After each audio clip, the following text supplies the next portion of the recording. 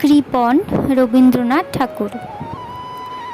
আমি ভিক্ষা করে ফিরিতেছিলেম গ্রামের পথে পথে, তুমি তখন চলেছিলে তোমার স্বর্ণরথে।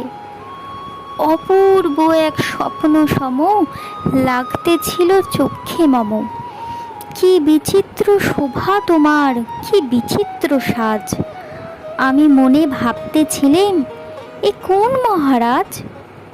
আজই শুভক্ষণে রাত পোহালো, ভেবেছিলেম তবে আজ আমারে দাঁড়ে দাঁড়ে ফিরিতে নাহি হবে। বাহির হতে নাহি হতে কাহার দেখা পেলেম পথে, চলিতে ধন ধান্য ঝরাবে দুই ধারে।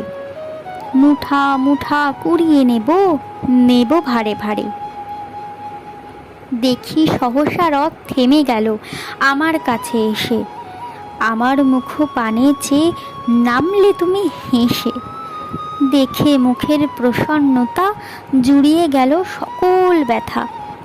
হেনকালে কিসের লাগি তুমি অকস্মাৎ আমায় কিছু দাও গো বলে বাড়িয়ে দিলে হাত। মরি, এ কি কথা রাজাধিরাজ, আমায় দাও গো কিছু? শুনে ক্ষণকালের তরে রইনু মাথা নিচু।